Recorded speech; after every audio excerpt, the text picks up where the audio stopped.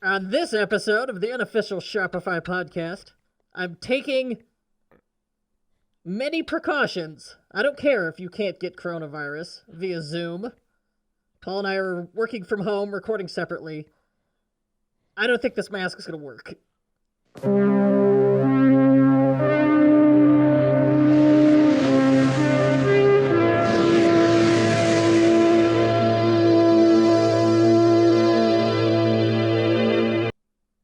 Hi. You don't think I need the mask? You need it. All right, just say it.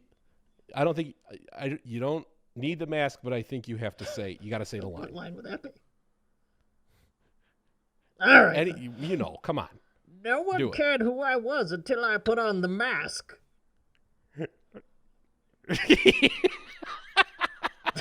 I'm taking this thing off.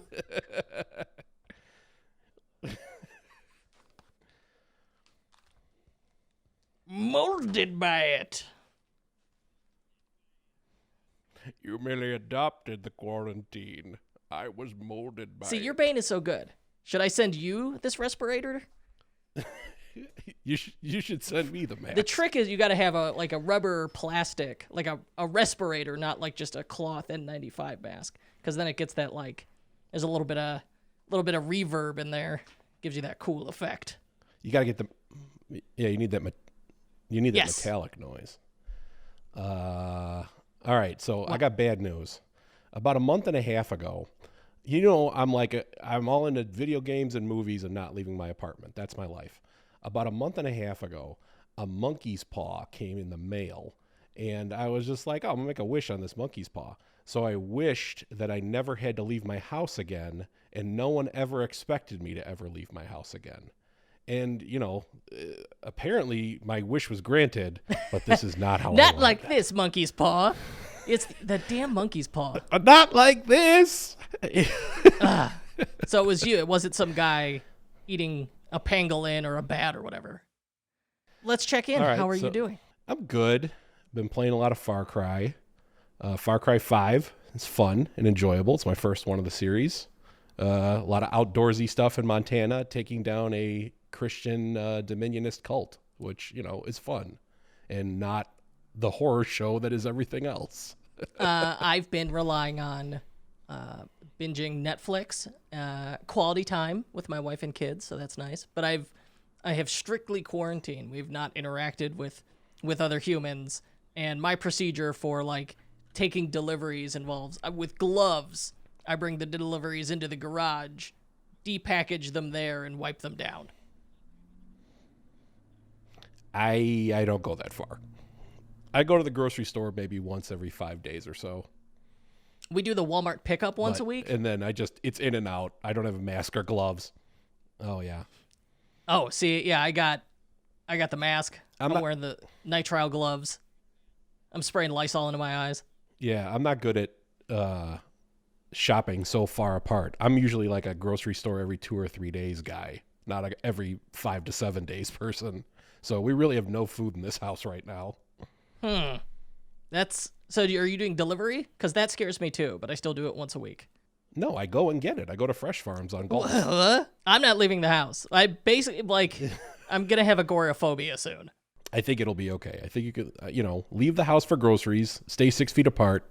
Everyone in Fresh Farms is like a machine. They're just no talking, no stopping. Half the people are wearing masks and gloves. All the checkout lanes are open. You just walk right in, get your stuff, leave. And neither of us used to do work from home. I don't think I've, other than the occasional day. For the most part, we've been going into an office for the last decade. How has it been switching to work from home for you? I found that it's made me a little crazier in that if there was there's work that needs to be done. It's there's still work left. It's not pressing work, but if there's still work that needs to be done at 5:00, I'm fine going home from the office and being that work gets done tomorrow. Who cares? It's not pressing. It can be done tomorrow. Whereas since I'm at home, there is no work and home separation. So there's a piece of my brain that's always hey, there's still work you could do. You could just do that work right now and get it done and get it out of here. Why don't you go do it? And it really tickles the back of my head. I don't know if you've noticed, but I've been extremely efficient at getting shit done the last 3 days. It took me It took me some time to get into a groove, but the last 2 days, I feel like I achieved just the normal level of productivity I would have otherwise. But you're right. It is so easy to, walk the 20 feet from my kitchen to our home office at 6:30, where normally I'm like a monster and set firm boundaries where like I don't even take a computer home from the office. So if I wanted to do work, it is physically impossible. And that was how I set these firm boundaries around like work-life balance. And my wife's love language is quality time, and of course so is the children. So that was in service to them. Now it's tough to not be like, oh well, I could just get that thing done in 15 minutes, and then like 45 minutes. Oh, so I don't know. Working from home, first it was getting the anxiety gremlins to stop talking to me and lower the anxiety level, get a routine, start working, and now suddenly I've gone the other way where I'm like, I'm working too much at home. So yeah, I did feel I'm with you. Yeah, I mean, I like go for a walk once a day. I walk like 1 mile Me too. around my neighborhood, keeping social distance from everyone. I live across the street from a cemetery. Sometimes I go into the cemetery, which is real empty. Isn't it normally, or is it a lot of visitors? Well, I mean, you see people driving around in there, but it's All right. not a lot. I've been flying my drone for some entertainment. So let's talk about the impact of the pandemic on business. First, we go with our own business. So far, it's business as usual. That's the crazy part. All current projects have continued. Yeah, I feel like we've been doing all right. Like there's been like no changes really. Thank God. Yeah, knock on wood. projects continued. Leads are coming in. I'm doing my sales calls. I'm sending out proposals. I've closed a deal. So that's good. And then but the question becomes, well, how long does it last? I don't know. We are, by virtue, anyone who is in e-commerce right now is lucky to be in e-commerce because we are close to the money. So in a recession, you want to be close to the money. And right now, e-commerce is a lifeline for a lot of people. For a germaphobe like me, I don't even want to go outside. And so, all right, great, I can order stuff. Oh, such a relief. I ordered 6 pounds of Dots pretzels. I wish that was an exaggeration. That was my one genuine panic buy. I bought 6 pounds of Dots pretzels. I don't know why, but listen, panic buying can happen to anybody.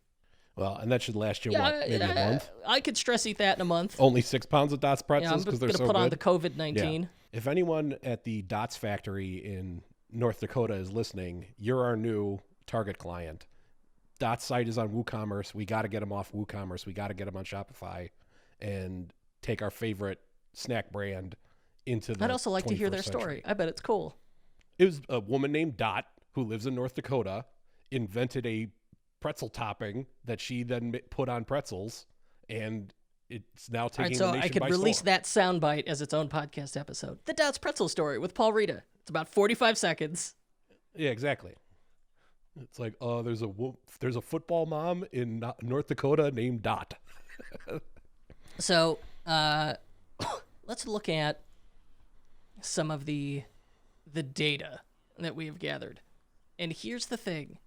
It's all over the place. Well, we have data from a couple people. Some people I'm seeing it's up. Some are mildly down. I don't see anyone that's really getting killed. There are tell some. me if I'm wrong. So there are merchants I've talked to who are in B2B. B2B, depending on who your audience is, could really be problematic. So we had a client whose primary audience or whose primary customer was high schools. Oh. Okay. That was painful. That's a greater than 50% hit. There was someone else I talked to. Oh shoot, I can't remember what they sold, but it was their audience was not was forced to close. The people that supply bars. Yes. With bar products. You're right. That was the one. We had a customer who's a client whose primary audience is bars and restaurants, and they sold equipment for that. And so obviously that took a hit. But then, so even if we go and say, and this is back of the napkin and really conservative, let's say 1 in 5 people have a 50% or greater loss depending on the audience or product. And I think for everybody else, it's like business as usual, plus or minus 10%. We had an apparel client who ran an aggressive sale to turn inventory into cash, which I think a lot of people did in the last week. And they did like Black Friday level numbers, which was, we didn't know what to expect. Nobody did, because nothing like this has ever happened. Yeah, and I mean, you sent me a tweet earlier from a guy with from Andrew eCommerce Fuel, who polled a bunch of his community, and so 1 in 4 businesses have seen a drop over 50%, 50. 1 in 10 have seen it go down by 70%. So I mean, they're dead. I mean, 10% are down 70%, but 1 in 8 are up by 50%. And the rest are seeing smaller moves. 13% no changes. 1/3 of people are up though. 1/3 are up, and 1 in 8 are up huge. So looking at who went up, it depends on what you are. I mean, yeah, if it's like, I think if you sell a product that can also be sold that it's usually bought in stores, you're actually doing great because you're taking all of that in-store revenue that people were making because they have to buy it online now. So consumer confidence is down, but stores are closed. Oh yeah, right. I would say so. So it ends up offsetting it depending on your category. So one of the categories that has benefited greatly, sporting goods. People are buying home gym equipment because they can't go to the gym. Some grooming supplies, like some men's grooming stuff. We have a client who sells men's grooming stuff. And they said they sell on Amazon internationally, and they said our biggest spike in March was goods shipped to Italy because people they're quarantined, but they still have to take care of themselves. So again, that e-commerce lifeline is at play there. Or like in our house, my kids can't go to school, and I feel bad for them. And even like my 3-year-old toddler who loves going to school, and she can't see. She had a babysitter who would come twice a week to give my wife some free time. She can't come. So you feel bad for the kids who can't see their friends, who can't go to school. And like it was, it's not like summer break. They know the difference because like they were at school on a Friday and then they're at home and they're like, guess what? You're not going back till next year. Oh, geez. They didn't get to say goodbye to their friends. So they've all expressed, even the 3-year-old has expressed remorse. Well, so what have we done? Well, we looked for activities. We've given them a schedule, but we bought a whole bunch of toys. Not a whole bunch, but like toys, activities, puzzles. We did several puzzles to do with the kids. Well, that's all stuff we had to buy online and ship to the house. So ShipBob, who's a 3PL, they're publishing trends data online, which is really cool. And they've broken it down by category. And you can see it there, like outdoor goods, week over week, month over month, up. Sporting goods, up. Kids goods, up. Nutritional stuff also doing well. Yeah, because I mean, people need to buy stuff. They still want to buy their stuff to like clothe and feed and groom themselves and take care of their families. And if in-person shopping drops to zero, I think no matter how the economy is going to need to contract by a ton for it to offset. For it to hit e-commerce where in-store shopping drops to zero and then e-commerce finally sees a hit. Because, I mean, e-commerce is just going to pick up all that in-store commerce. So, again, if you're freaking out, but you're also an e-commerce merchant and you're not, one of the unfortunate folks who are looking at, their B2B sales going away, like schools or bars, you will probably be okay. And we're going to talk through some solutions here. We're going to make some predictions on what's next. We're going to talk about what to do.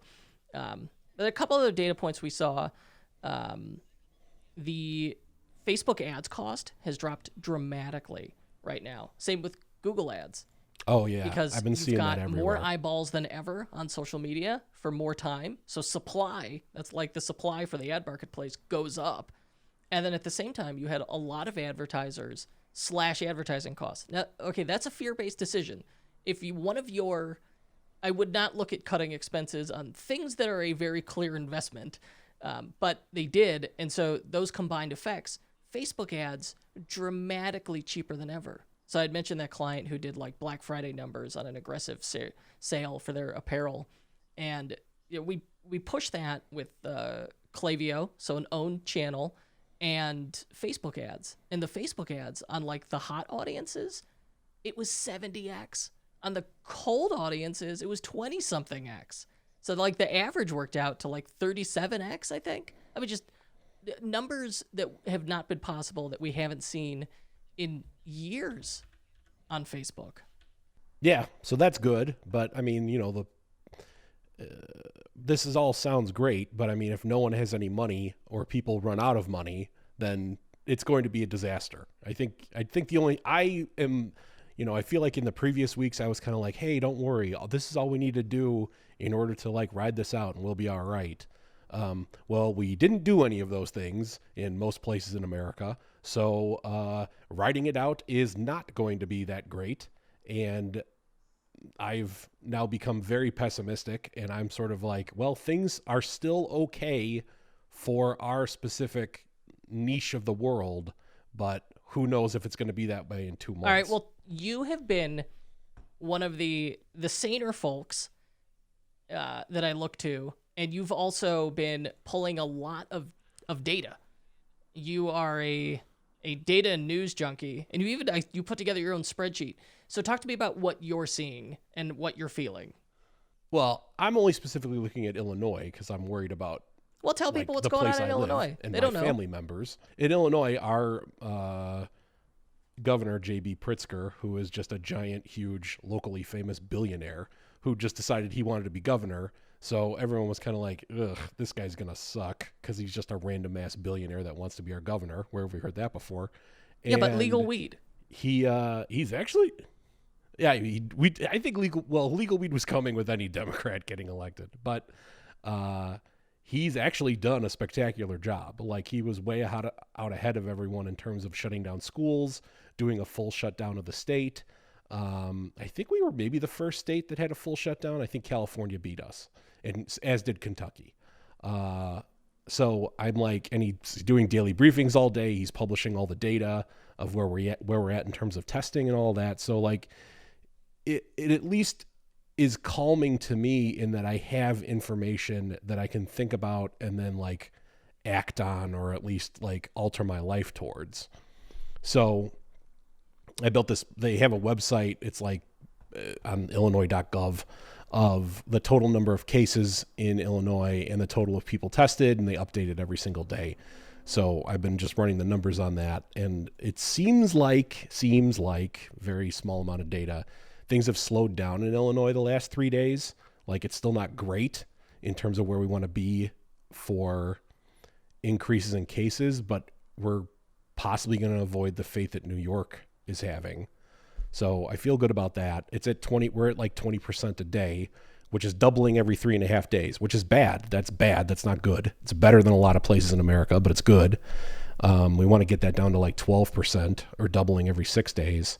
But given it feels like forever. It feels like we've been trapped in this thing forever, but he only initiated the shutdown 5 days ago.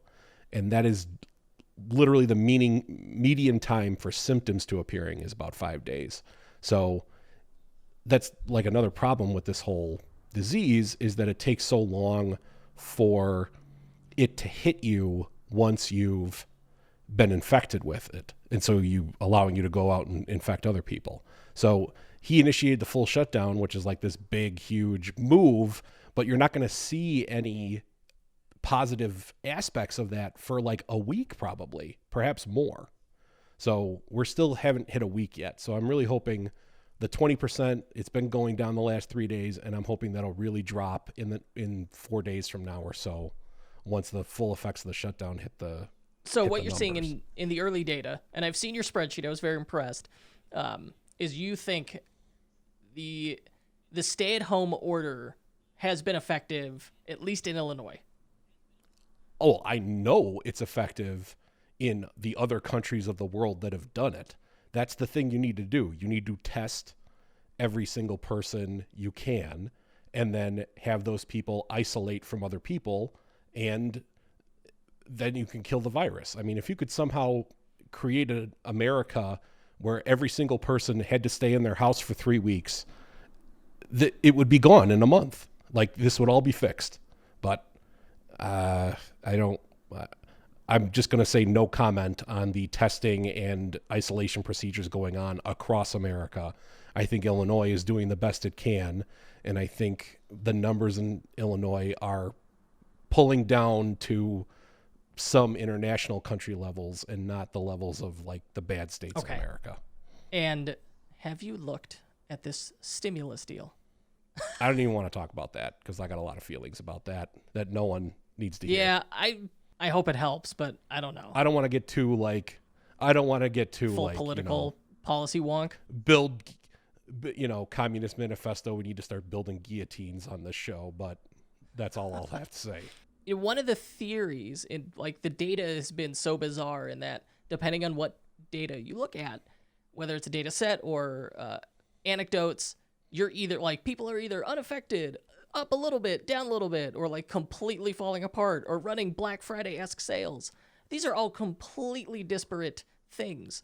A theory I wanted to point out that I was interested in was from Taylor Holiday from what the heck is there? Threadco or Common Collective? Something Collective is in the name. Anyways, it's a great content marketing resource.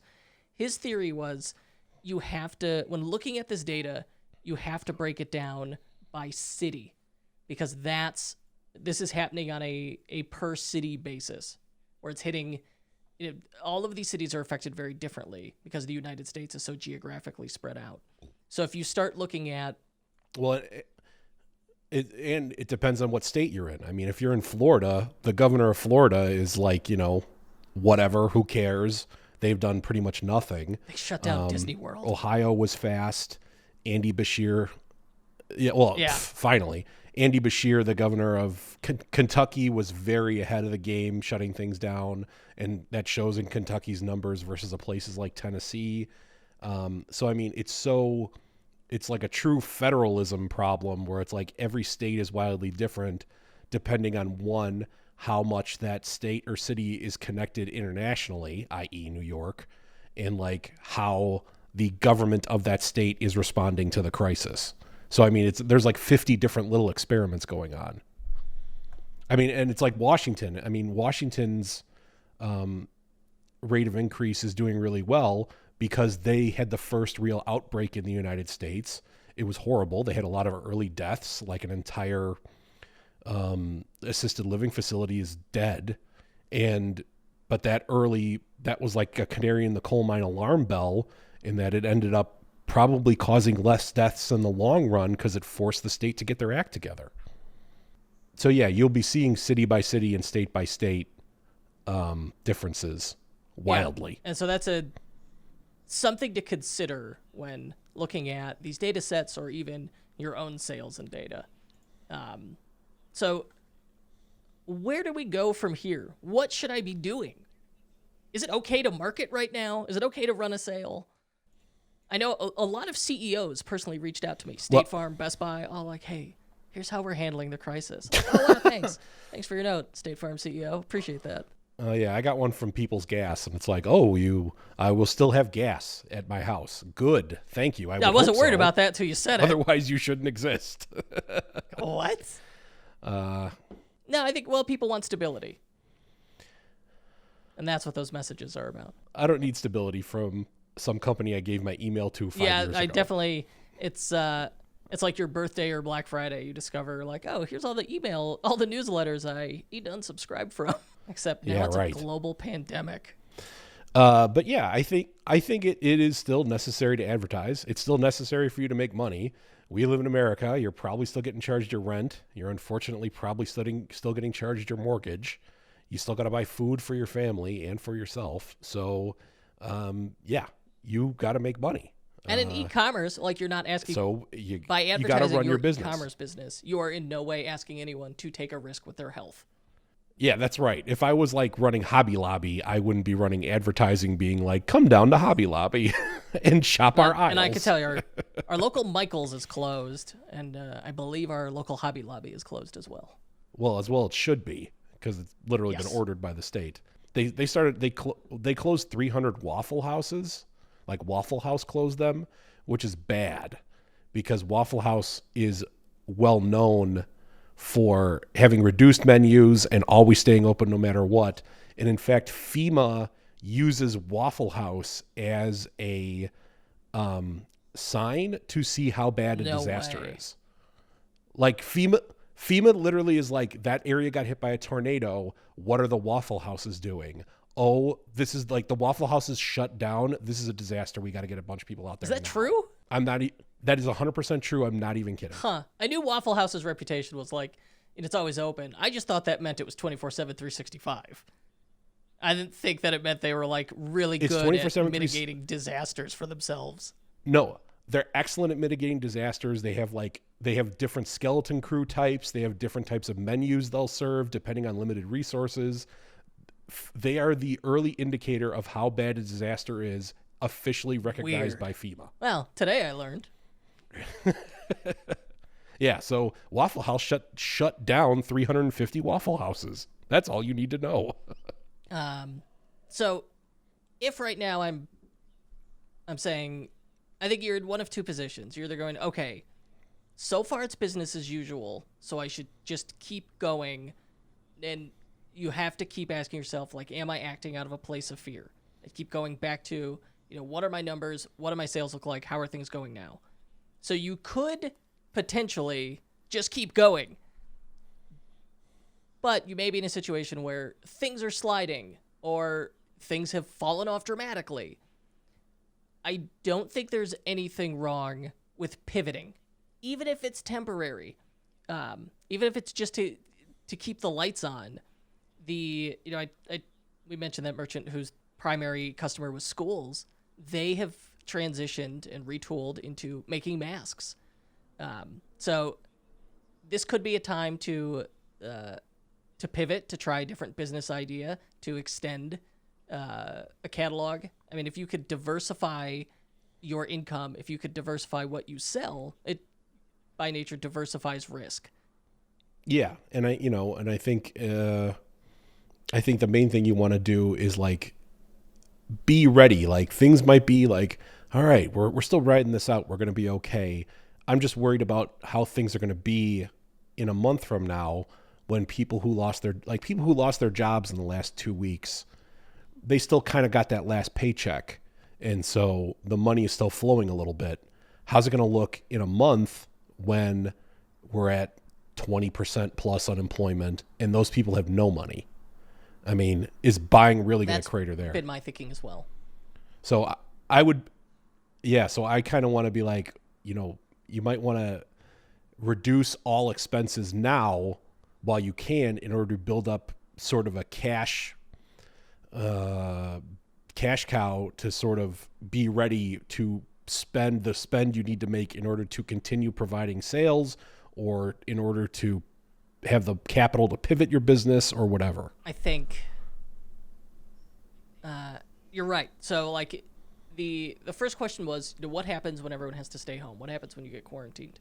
And the answer was, for a lot of e-commerce businesses, that it's not at all a problem.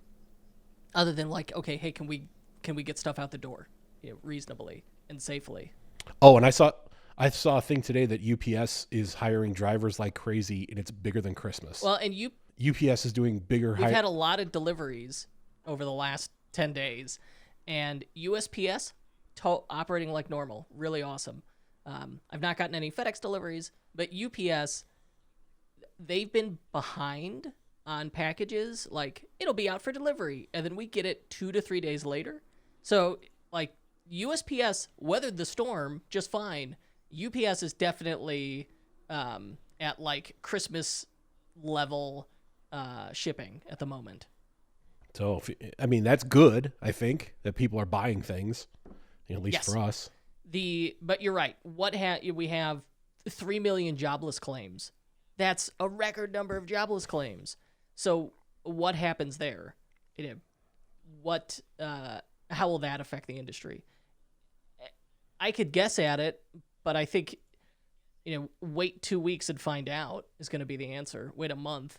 2 weeks to 4 weeks, and then you'll see how it shakes out. But at the same time, even that is temporary in that it's, a lot of places got shuttered and laid people off, or people got furloughed. They will reopen, not all of them, but many will reopen, and offset this just wild jobless claim number. I hope so. I hope so. It happens sooner rather than later, but I just worry it's not going to be sooner rather than later because so many places in America are not taking this seriously. What's it going to take for America to take this seriously? And why did it become... What's so strange about it is it seems to have become a partisan issue. Like, what's partisan about health, public health? Well, have you paid attention to anything in the last, 12 years? I know I don't want to go down this road with this podcast, but it's hard to discuss it and not have politics come up because it's so weirdly politicized. Well, it's not weirdly politicized. It's just that, there's a large swath of the government that doesn't care whether people live or die. That's all you got to say.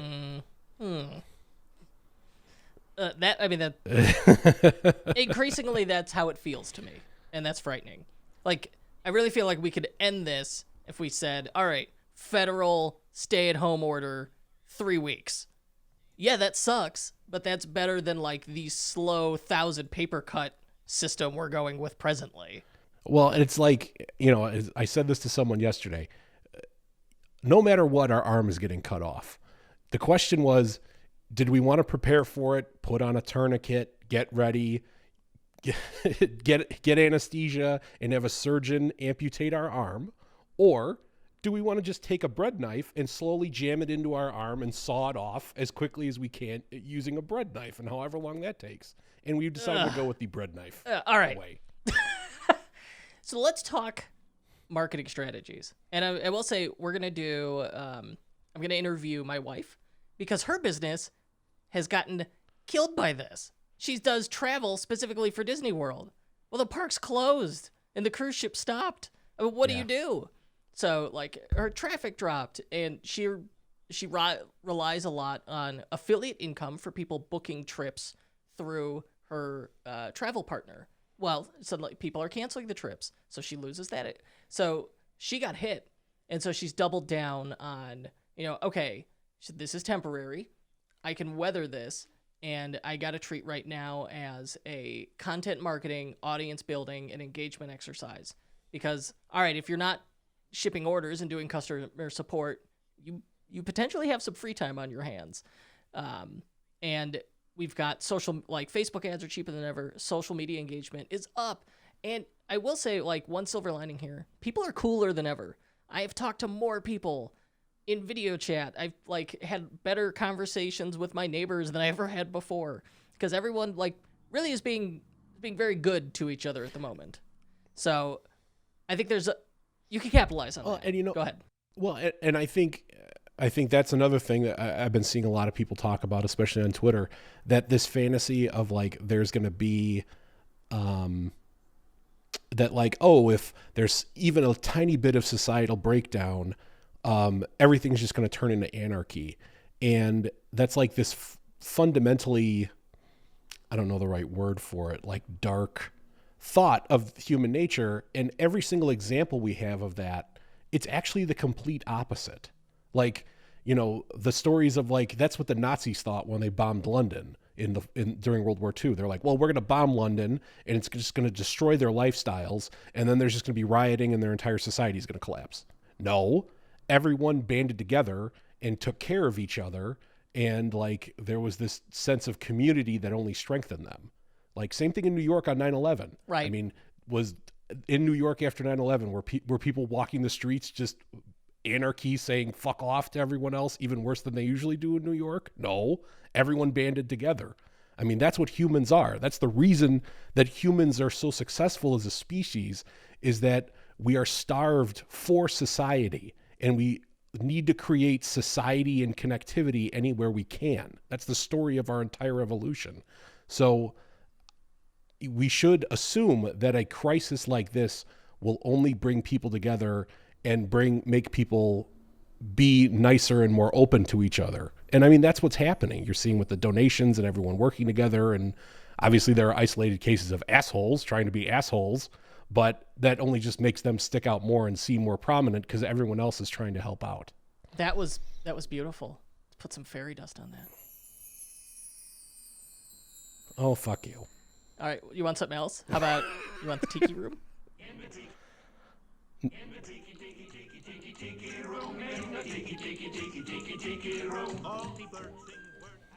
I'm using my wife's soundboard, so I get to throw some Disney sound effects in. My new house has an installed bar in the basement, and I am 100% trying to turn it into full tiki themed, which I'm very excited to do. If I have, money in 3 months. Well, you have the cash. I have the cash to buy the house. I was like, before we were going here, I was kind of like, oh, well, there'll be a tight month or two after I spend all that money on the house. But don't worry, the business is doing fine, and I'll build the money back up right away. Well, so far we've been 100% fine. But fingers crossed that it stays that way. I think everybody's worried. So far, really, like, nothing as terrible has happened to us. Right. We've been very lucky. I'm very grateful. But, who knows? So what should I be doing now that I've got some free time? Building your business. I think, like, thinking of ways of strengthening it, creating content. Now's a great time to create content. You're just sitting on your ass inside your house. I think taking advantage of Facebook ads. I think doing something to, like, build a community. People are starved for community, like I said. So if you can somehow build a community around your product or get more involved in the community around your product, because I think people would really appreciate that. And I think if you can, as part of creating content, can you turn that content into an info product that you could sell people? Because if it's an info product, it's electronic, the marginal costs are zero. So once you create the content and have it all collated together into an info product, you could sell that for 100% profit every time you sell it. And I mean, that's one way. Having 100% profit margins is one way to survive this. So I would say, like, my first task would be essentially run a whatever your Black Friday sale was, if it did well, run it again in April. Run it right now and use Facebook ads to promote the hell out of it. Facebook ads are super cheap. Stuff is still selling. I mean, we've got people, I've seen story after story in our community of, like, hey, this client ran this sale and, like, here's what they had this offer, and they are doing insanely well right now. Because I think people are doing retail therapy. They're at home. They're bored. They need stuff. They need to feel normal. And for some people, that's one way of doing it. So make that available to them by running a sale. You could also, I would do that first, because that's going to when you see those sales come in, you're going to feel a lot better. You're going to feel confident. You're not going to be operating from this place of fear. So once you're doing that, you could also, I would then start trying to identify your best customers in that. And there's an app I like a lot from our friend Eric Davis called Repeat Customer Insights. And one of our clients uses it, and they forward me the summary emails it sends you. That's like, hey, here's how your customer sales data looked. Like X% were new customers, X% were repeat customers. Here are your best customers who bought, and it'll be like, this was their 478th purchase. Reach out to those people.